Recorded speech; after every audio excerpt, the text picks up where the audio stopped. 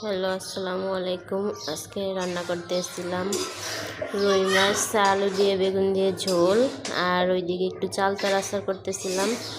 তো আচারটা আমি সেদ্ধ করে তারপরে একটু তেঁতলে বসে দিয়েছিলাম সব কিছু মশলা টশলা দিয়ে। এবার একটু ভিনেগার দিয়ে দিব। তো আমার এদিকে তরকারিটা হয়ে গেছে। এখন তরকারিটা একটু নেড়েচেড়ে নামিয়ে নিব।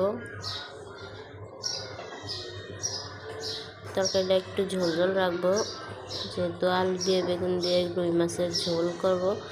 তো আমি আর জাল করব না, এখন জাল অফ করে দিব। আর আচারটা ওইদিকে আর একটু লাড়াচাড়া দিতে হবে, এখনও মশলা দেওয়া বাকি আছে, ওইগুলো দিব, দিয়ে তারপর নামিয়ে নেব।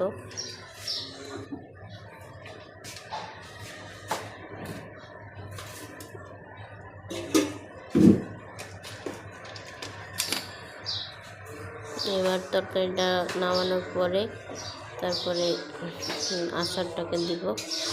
আচারটা একটু লাড়াচাড়া করব, লাড়াচাড়ার পরে মশলা দিব, পাঁচফোড়ন, তারপরে শুকনো মরিচের গুঁড়া, সব কিছু দিয়ে তারপরে নাড়াচাড়া করব। আচ্ছা, এই চালতাগুলো আনা হয়েছিল মূলত এমনিতেই কাঁচা খাওয়ার জন্য, তো খাইতে পারি নেই। ভাবলাম এগুলার একটু আচার করি। চালতার আচার কে কে পছন্দ করেন, কারা কারা পছন্দ করেন অবশ্যই কমেন্টে জানাবেন। আমি একটু চালতার আচার পছন্দ করি, তো কারা কারা চালতার আচার খেতে চান। অনেক মজা হয়েছে চালতার আচারটা, কিন্তু খুবই মজা হয়েছিল। তো চালতার আচারটা করা হয়ে গেছে। এখন আমি হালকা একটু ভিনেগার দিয়ে নেব। ভিনেগার আনতে গেছিলাম, এর মাঝে এই যে চলেও আসছি।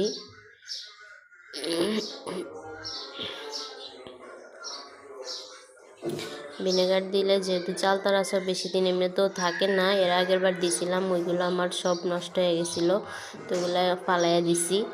এখন আবার আজকে নতুন করে দিছি, এগুলা দেখি কয়েকদিন থাকে। যদিও চালতার আচার বেশি দিন থাকে না, আবার বেশি দিন রাখিও না, ওইটা খাওয়াই হয়ে যায়। এবার একটু অল্প করে দিছি,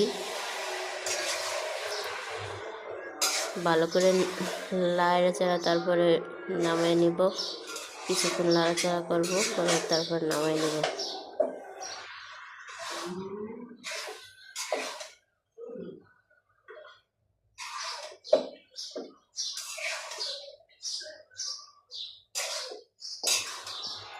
এরপর যা হয়ে গেছে চালতার আচার, এখন নামিয়ে নিব। সবাই ভালো থাকবেন, আল্লাহ হাফেজ।